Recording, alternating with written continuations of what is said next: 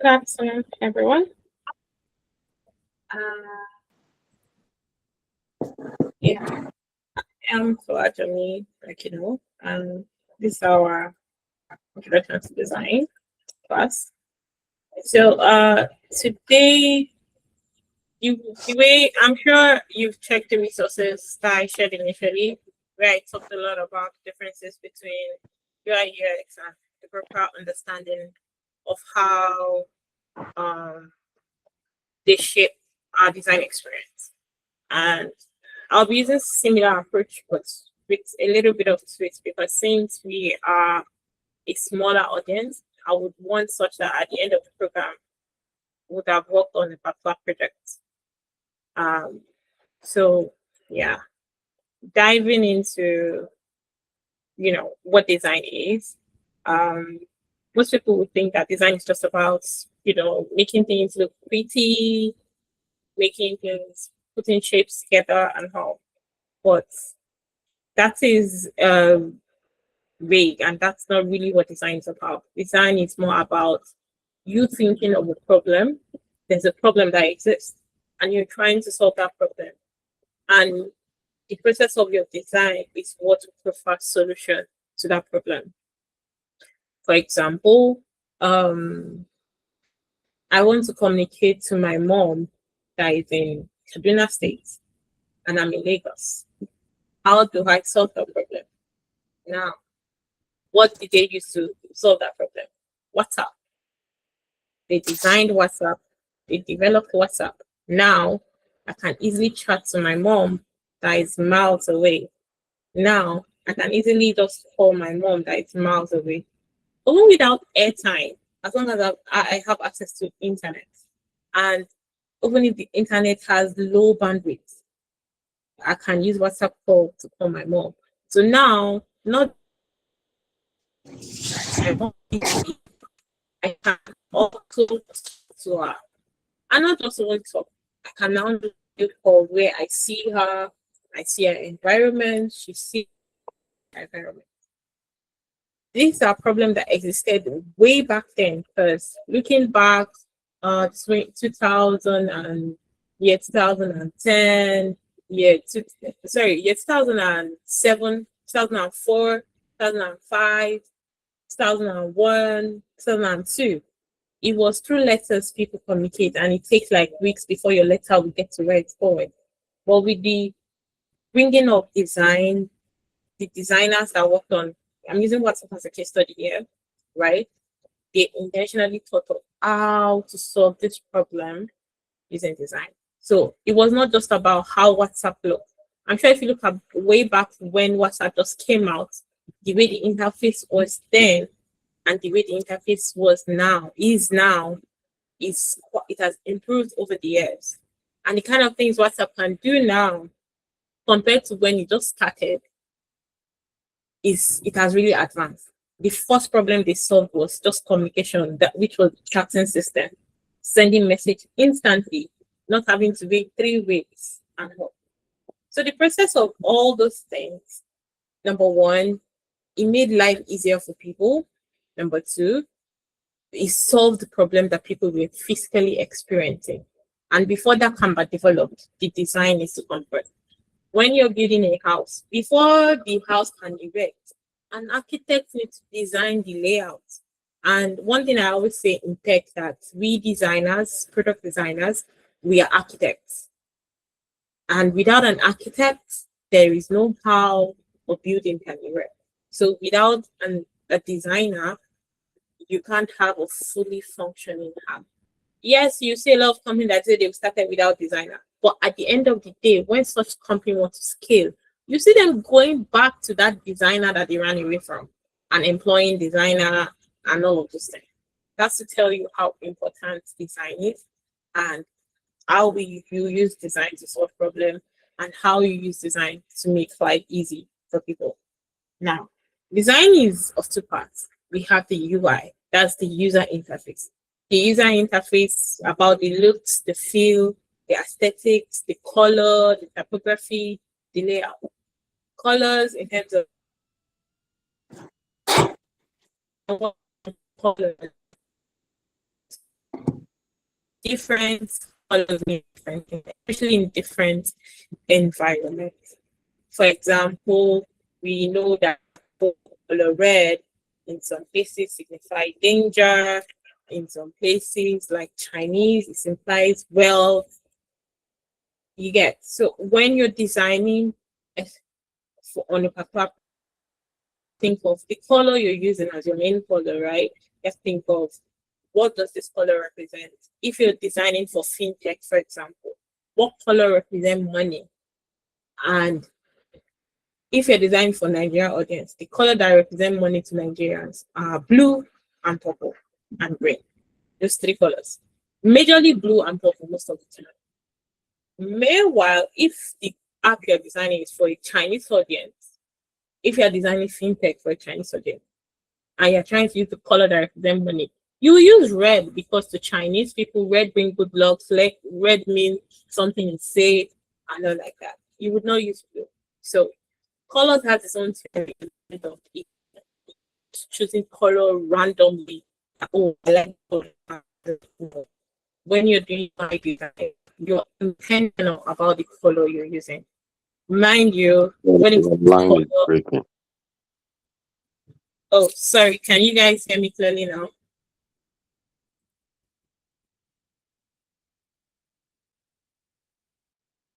Are you guys hearing me clearly now? Yes.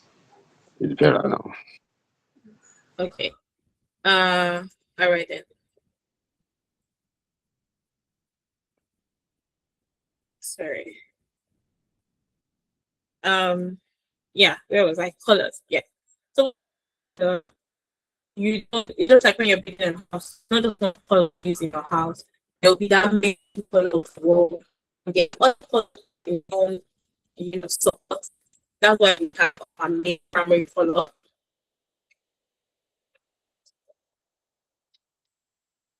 The blends and they they sit well, speak well, they work well together. There are some colors that do not go well together. And when it comes to colors, you also think of contrast. Contrast in the sense that as a designer, when you're thinking of your UI on how things look, you need to consider the type of users you have in terms of your target audience. You need to think of some people might have eye problem. Some people might have, if you notice, sometimes when you watch movies or some game, they'll tell you, that's the claimer that will tell you, oh, this game, there's if you are epileptic, blah blah blah blah blah, some flashing image might be all of it. That's where you call accessibility. Make part of you designing your UI, you're conscious about the kind of people that want to use your product. If it is somebody that cannot read, you need to provide how the person will understand what is going on, meaning something that speaks. I can't read, but there's an option for that thing to be read out to me for me to know what's going on, right? So these are some of the things you think of in part of your UI selection, your typography too. If a bunch of old people will be using your app, it means in the font you're selecting, it has to be bold, the sizes has to be big so that the old person using your app can see. Now, you considering that is the UX part of the whole thing. And part of typography, there's the hierarchy. If you notice, the first thing you notice after you see the screen in my slide is what is UI design, because that is where I want your initial focus to be. Now, the next focus that you saw immediately with your eyes as your eyes move is UI equals to user interface design, because I wanted you to see that next. And then the remaining now follows the finance. That's what we call hierarchy when it comes to design. I mean, the way you size your fonts, your text, you use that to direct the eye of your user. So the bigger the element, the more faster the users are going to see it. So when you're making your hierarchy, the most important information in a screen is what you make very big, very bold with your typography.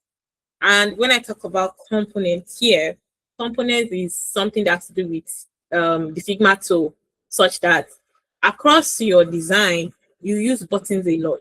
So instead of creating buttons over and over again, you can just there's a tool in Figma when we get there. It's called components, meaning once you create a component of button and use it on all your design, if peradventure something happened, then I say, we are using color blue, but after we made our research and we have some target audience in Japan, realize that blue to them means danger. So we want to change it to a color that both in Nigeria and Japan, the color will be fine. But yeah, let's change our color to brown.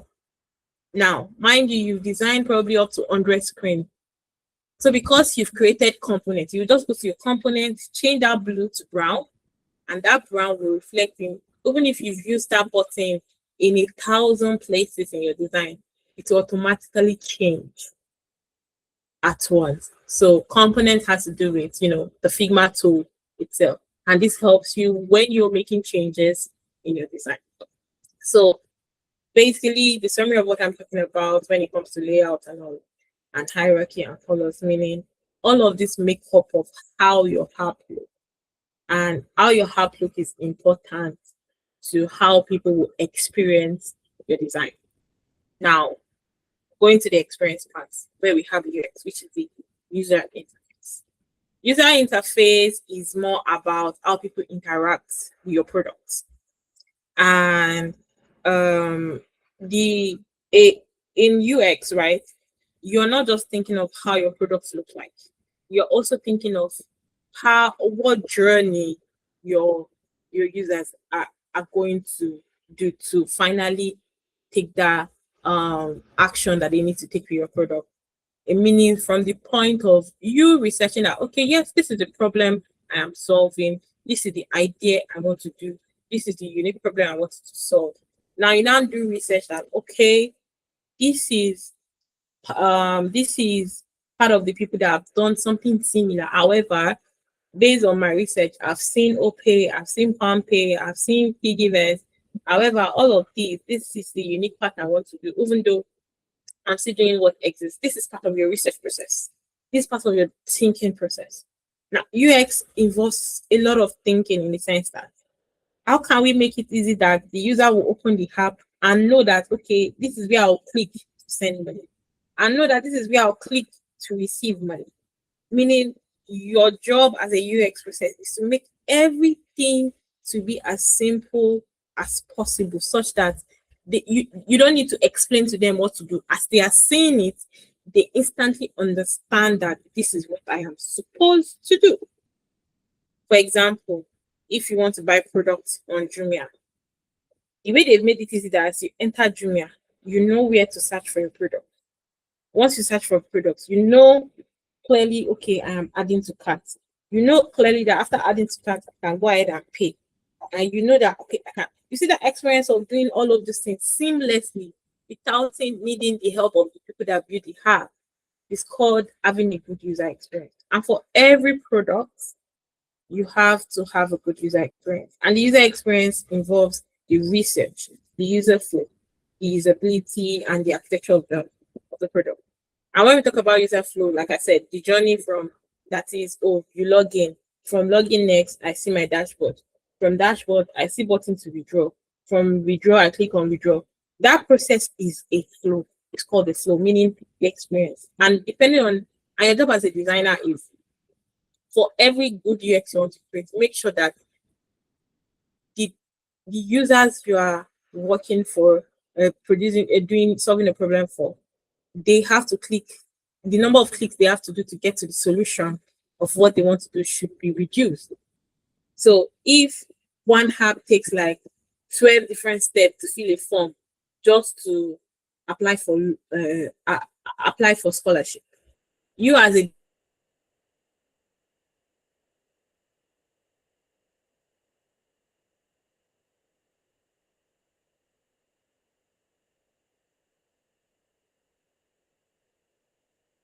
We can't hear you.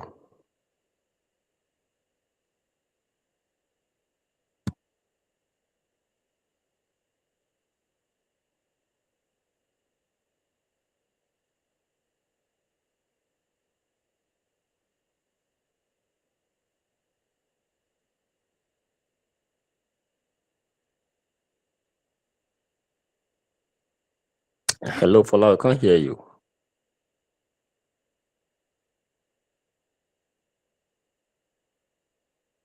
She probably had a network issue.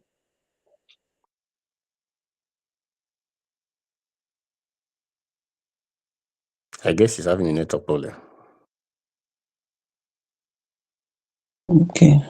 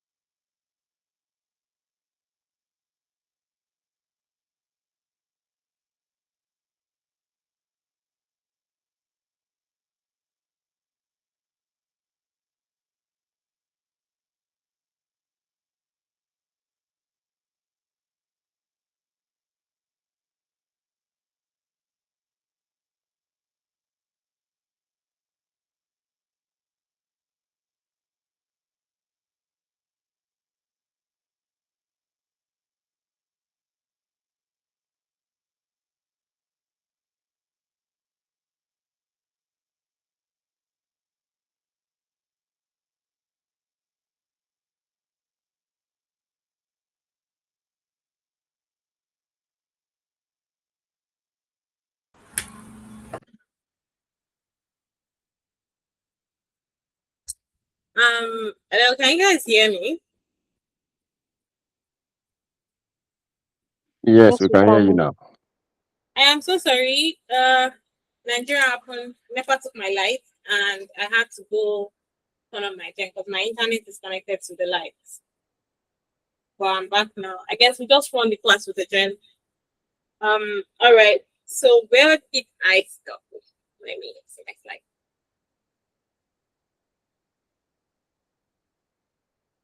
What was the last thing I said to you guys? You're trying to explain UX. Okay. All right. All right. Let me share my screen again. Nepal would space.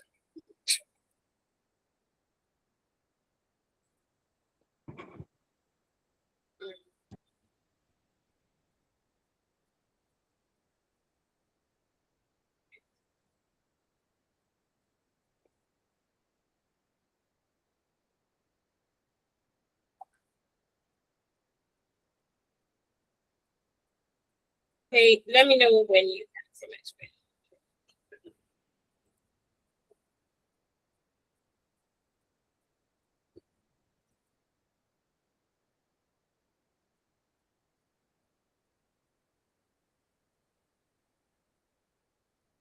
Can you get to my screen? Yes, we can. All right. Yeah. So yes, resuming back to UX. So yeah, as I was saying, with the UX, it has to do with the flow, the experience, how easy your users that are solving your problems or how easily they can use that product, how they didn't have to stress and all. So okay, I was saying something about where people are trying to fill a form and the form is taking like 12 different process and all like that. And they said, okay, how can we reduce this? Because people are not going through with it because it's too much.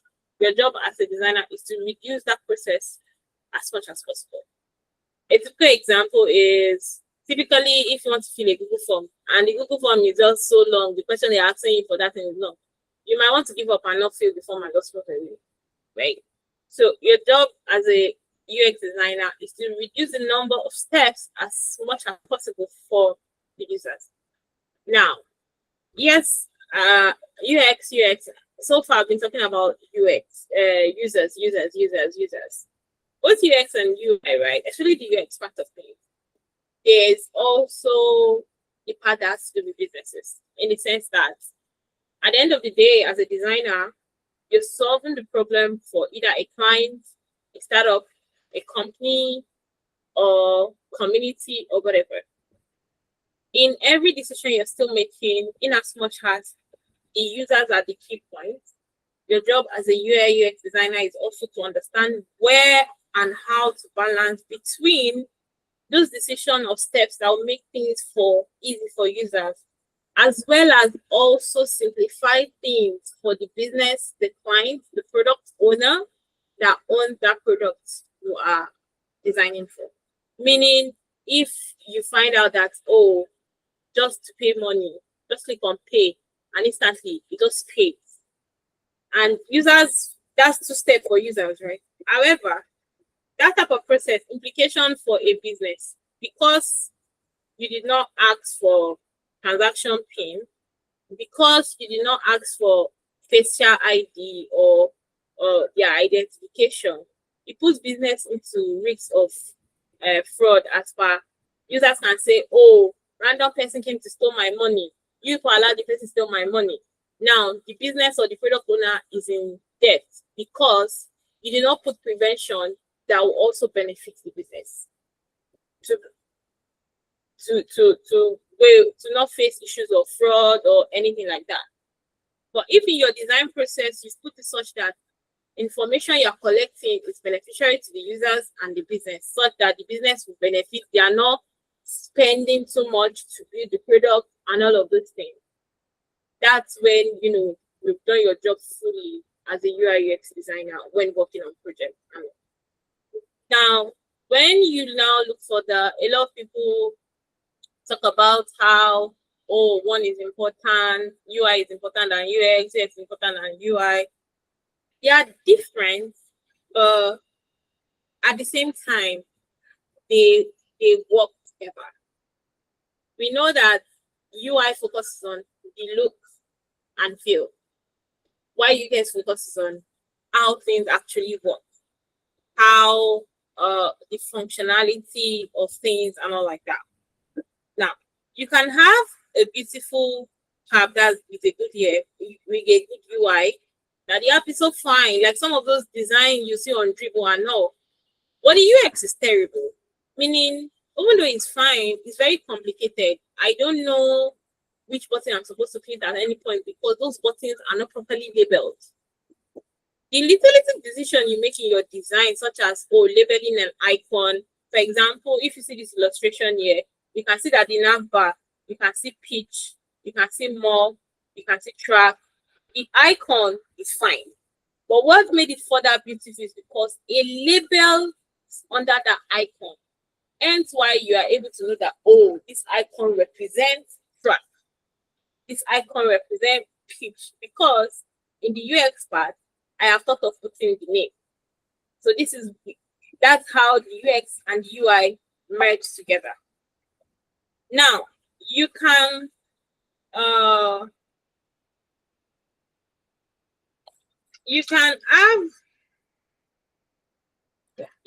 have a good UX, right? But your UI is poor. Like it's very easy to use and everything, but the UI is poor. Majority of the time, an app has more chance to survive. A product has more chance to survive if it has very simple UX, but the UI is poor. It has more chance to survive because people say, at least I can use it, we know fine. I can use them. You understand? Compared to the is fine, but what's the point of defining it? I cannot use it now. I don't know how to use it and help. People will abandon it, right? So that's why UX is highly important. When it comes to UI skill is developed through more practicing, replicating design, trying design over and over. I see this picture, I take screenshot of WhatsApp. I want to replicate what WhatsApp is doing. It's very easy to practice, and with practice, you get to learn more how to do UI. But when it comes to UX has to do with you actually properly thinking through on how to make things simplified. It's not something that for every product, it's not something that there's a manual somewhere and all. Almost every project you work on requires different UX process in the sense that the way a user will experience an app of fintech is different from the way they will experience an app for agriculture. It's different from the way they will experience an app for e-commerce, ordering stuff, because they serve different purposes. So their experience is different. However, you can have similar UI feel in terms of it's minimalistic, it's cool, it's edgy, or it is what do they call this? It's monochrome. Everything is just this. You get, because you can have similar way they feel, but experience is always the same. And I always say that part of what makes a good UX, good experience, is also when the UI is equally good. But once your UX is poor, nobody is even happy about your UI because the experience is already poor. So as a designer, part of the core skill you are meant to develop, ensure that know-how, a good UX skill, just a solution of moving one thing to another place because you properly thought of it, can save a company millions of dollars. When you start analyzing the products, how the product works, what is costing the company and all. And as you go as a designer, you get to understand these issues, this concept that I'm talking about. Now, your role as a product designer is not just to do UI and UX, right? Your role as a product designer, like I said, is also to understand who your user, your business, and the technology that your product it's gonna use. In the sense that you are building a fintech product. Your target audience are young people from 18 to like 30s, NYC, fresh graduate, Gen Z, millennials. Those are your target audience. You need to understand how they think. You need to understand the type of things that Gen Z like and how. Because okay, this is a fintech, right? When it comes to finance, what is millennial thinking when it comes to finance? What is Gen Z thinking when it comes to finance and how?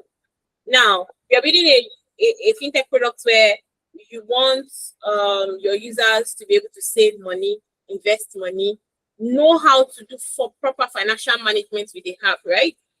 Now, the kind of technology involved, meaning the developer that will develop this app, for a user to correctly save money, what are the things involved for them? So not just from the flow or user flow experience, you need to understand that, okay, the developer working on it, though, what are the things they will also do? What are the information they need for this? Okay, the information the developer needs, they need the name of the user, they need the ID of the user, they need to confirm identity because it's finance. There are certain laws when it comes to keeping money and all. And for the business, that's the product owner and the business, right? You need to understand that, okay, what is the business goal? What are their target users? What, at the end of the day, what does the business want to achieve with this product? Do they want to be charging certain percentage? How would you put all of these things? As a designer, it is your job to think of all of these things. Your job is not just to design and go. You are supposed to think it through, because the moment you are designing fintech, you did not collect BVN, you did not collect NIN, you didn't put it in your design to show how they will collect it. There's no how the developer will have that information. There's no how the business will be able to comply with the rules and regulation that's been set by the CBN, right? So your job as a designer is to know about this thing and include this stuff in the design. That way, your business is satisfied, your users are safe, and your developer, that's the tech, have the information to make the product work so that the users can use the app. Now, I'm using fintech as an example because fintech is very, very common in Nigeria, and it's typical product that we use a lot. And we know the rules around taxes, around CBN policies when it comes to money, because money is a very serious thing in the world, in the country, and everywhere. When it comes to money, people are very, very sensitive with their money and all. So if I am saying I'm building a product that will help you save better, manage your finances better, and as I'm building that product, I will need you to trust me. So as a designer, you will have to place those trusts in place, and such that the business are safe. The data. So the devs will need the data. For them to collect those data, you as a designer, is your job to design that process, those things for them. So a product designer, you connect both the UI and UX that you've created, ensure that it's useful, it's usable, ensure that it actually now solve the problem in itself. Because if at the end of the day you design and the dev that is supposed to build that product that you design is unable to build it, there's something wrong with your UX. Meaning, if the first person that is supposed to work on it cannot understand it, your users that are out there in the market, that the marketing team will market the product to, they will not be able to market it if your devs cannot understand it. So that's how very, very important and very, very delicate your job as a product designer, right? And having this in mind, if you check the document from that I shared, there's a section that says project. I would want you to check that tab. I'm not feeling finalizing it, but on that tab, you would see the concept of idea that we'll be working with. And for this first week, next class starts on Thursday, we'll talk more about design thinking, brainstorming, and all. But what I want you to do is to go through that project. And let me go there right now while we have a brief discussion around it. So is it I just came up with the own concept. You guys will be working on a mobile app, a fintech mobile app, and because right now we are in a period where AI is reigning at home. I intentionally want to infuse that into this as well, so that you have that. Remember, like I said, your UX is the goal here. Now, based on the little understanding that you've had about the concept of UI and UX right now, from that project, looking through, I just want a one-page note of how you sorry, did somebody just join? Yes, I did. I mistakenly. Oh, okay. Yeah. You look at the project brief, the goal of what I want you to what of what I want you to understand. So the goal here is for you to understand how typical fintech will be designed, how okay, I think let me share that particular screen and stop sharing Figma. Hold on.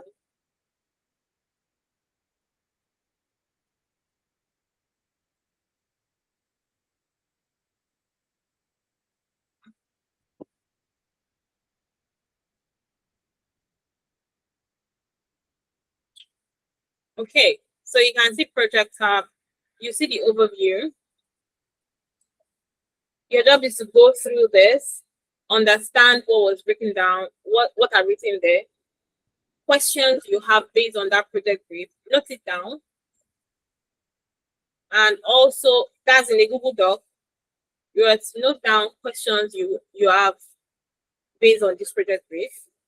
And you are also to note down your understanding of what we'll be doing based on this project brief. My goal at the end of the day is such that would have each one of you will have designed the MVP of your interpretation of this tab of the project and all.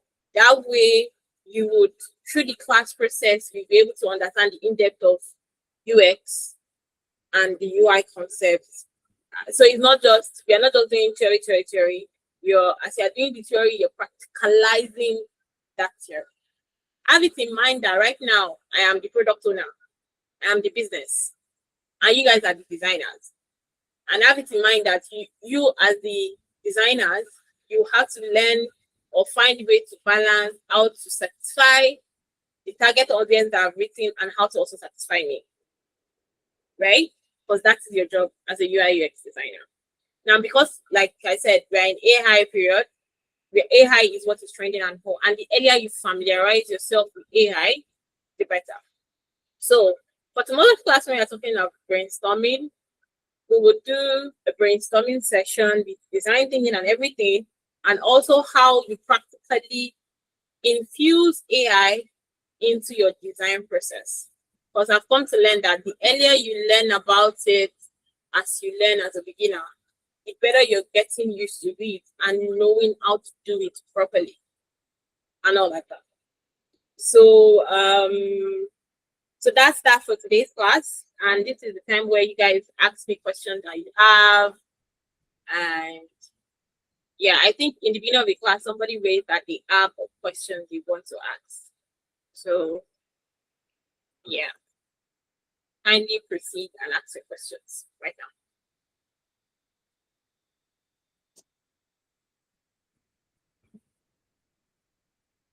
Hello, Olayinka, Ellen, Hi, Ebenezer. Paula.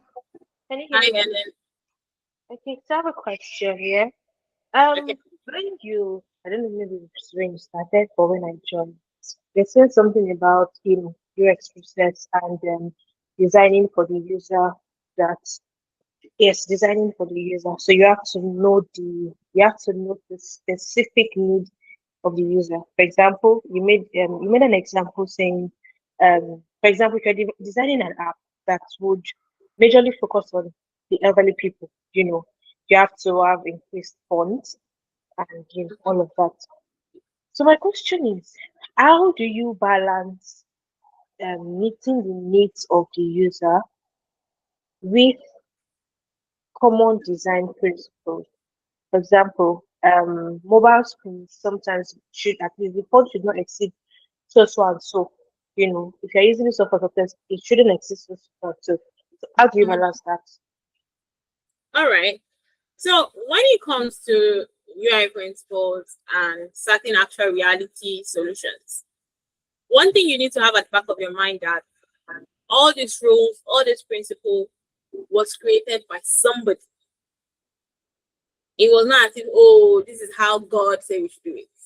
It is somebody that practiced and decided to write these principles. That's one.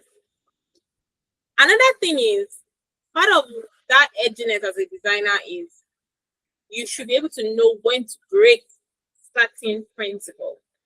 In the sense that, as at when some of the principle was written, some solutions were not even thought of as at that time. That's why the word accessibility guide, the WAG guide, keeps updating. There's the 1.0, 2.0, 2.1, something, something. It keeps updating because as of when they created that accessibility guide, there were certain things they did not take into account for that, okay, they now have to update it. Same thing with WhatsApp. As of when WhatsApp started, the things WhatsApp do now, WhatsApp was not doing it before.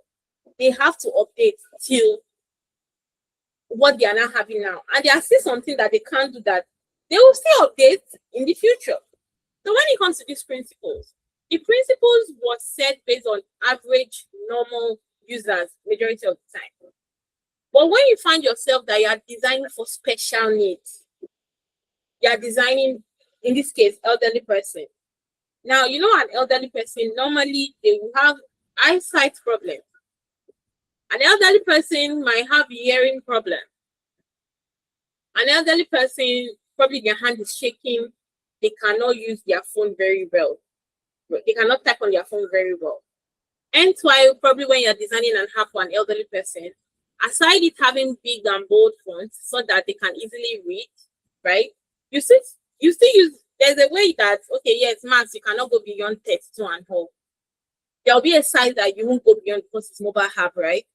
However, in order to now make it more accessible for an elderly person, you will have an icon for text to speech, meaning when the elderly person is signing up, as they open the app, it will tell the elderly person, welcome screen. The app is automatically reading to the elder and they can see the text that is big too. If you go to your Twitter, or your normal Samsung phone and all, you know, there's a way you can increase the font sizes of your phone and you can reduce it. Even though you can increase, there's a maximum size that your phone settings and everything can go. It cannot go beyond that. However, I can still set my phone to text to speech, meaning as I'm clicking on everything, my phone will be saying out loud what I'm clicking.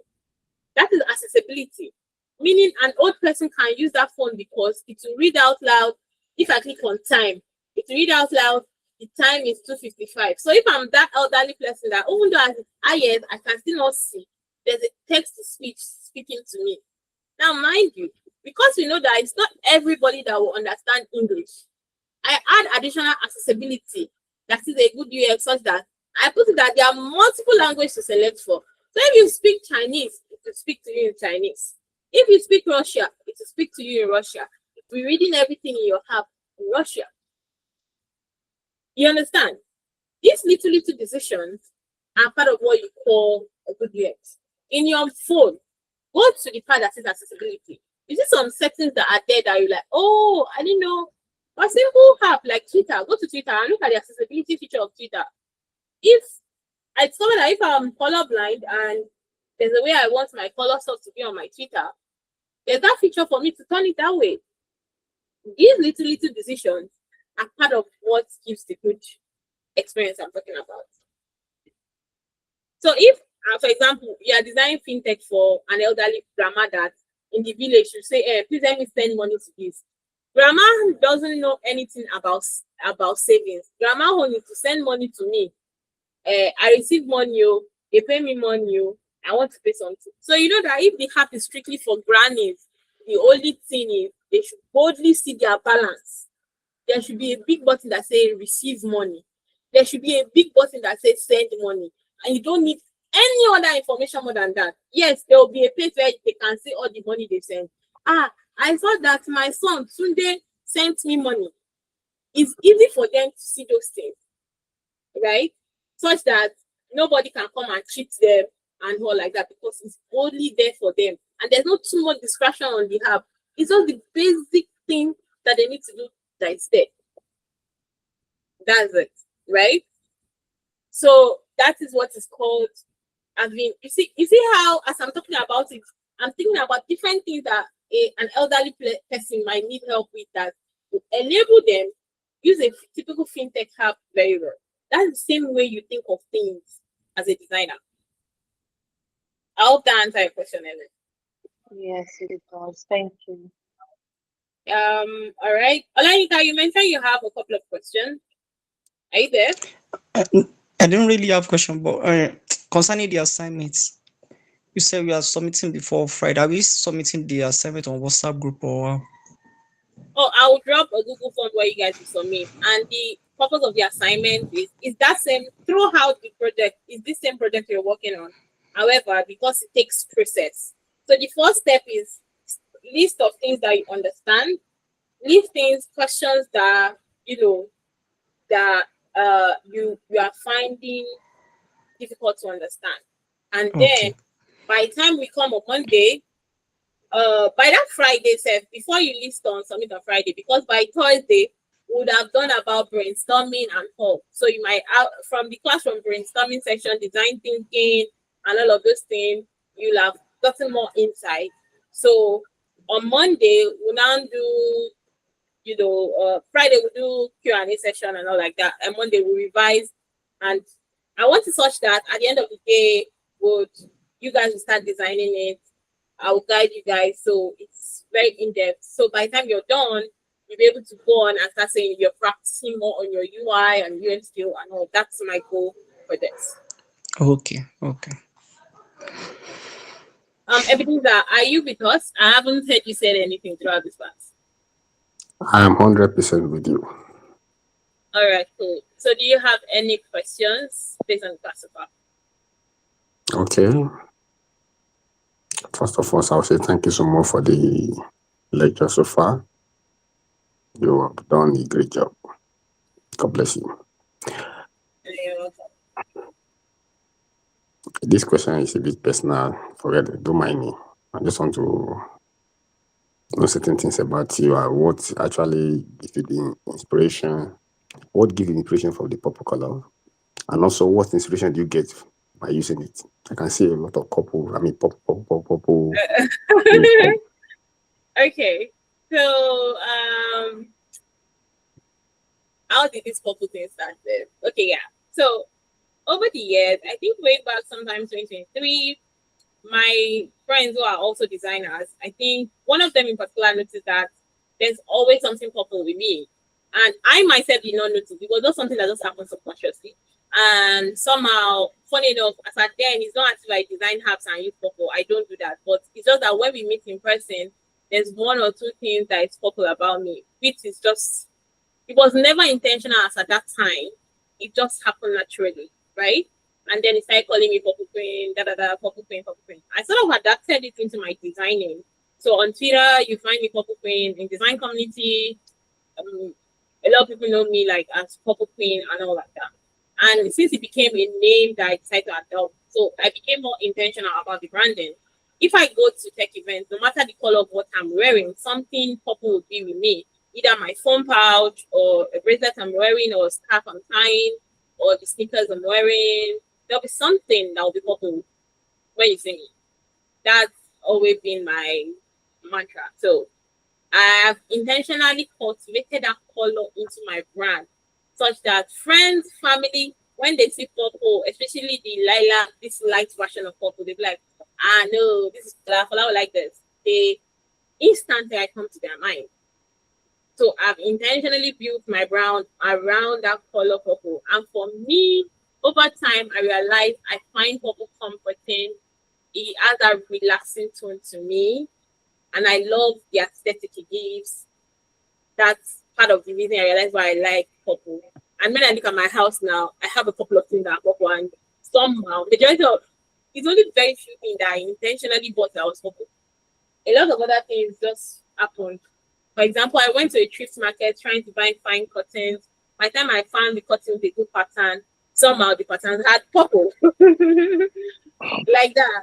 Somebody sent me a gift, and it's those type of gift that you cannot select the color you want. It just comes whatever color you get. And I opened the box, majority of the colors there, the purple, it's just like that. So because I now realized that okay, this color is me, it defines me a lot. I'm not intentional about representing that. That's why when you first see me, the first thing you notice is purple. Hence my brand.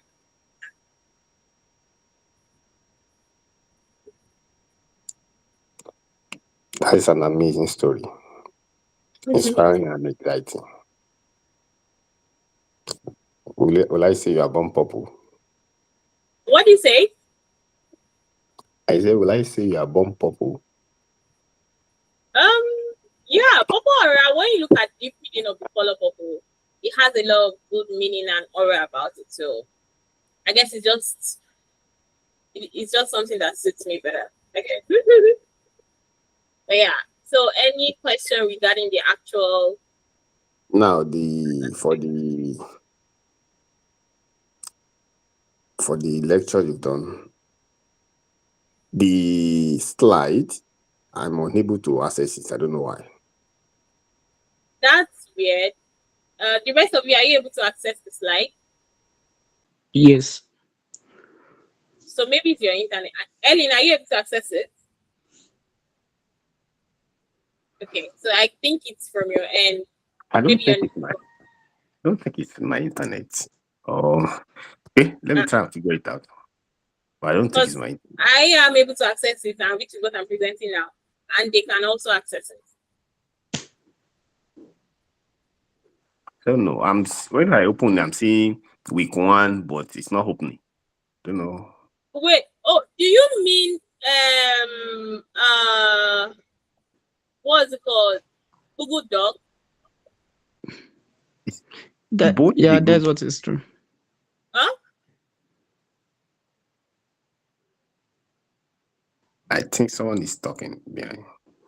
Is someone Yeah. saying something? Yes, you just need to copy the link and paste it on that tab. Oh, you have to copy and paste on another. Uh, Okay. Okay. I will try and use my laptop. The reason is that Oh, you are I didn't using your connect. phone. I didn't connect this particular WhatsApp to my. Oh, you need to open all of them on your desktop. Because No. the Figma slide, there's no how you can access Figma slides on phone. It's not I open. actually thought of it, but I was kind of busy and I'm trying to get another laptop. You need to be on your laptop a lot though, because that's what this would be about. So I think since that's all the questions for now, tomorrow is Wednesday, there's no class. So take that time to watch other video resources, look through the project I laid down and help. I try to make it as simple as possible so that it's not too complicated, but at the same time you'll be able to get and learn the core parts of UX as well. So yeah, I will be seeing you guys on Thursday. The recording to this class, once it's ready, I would add it to the page that says class recording, and I will notify you guys once I've added it to the class recording page. So you have access to it at any time. All right. okay. Okay. All right, Thank you so much. enjoy the rest of your day.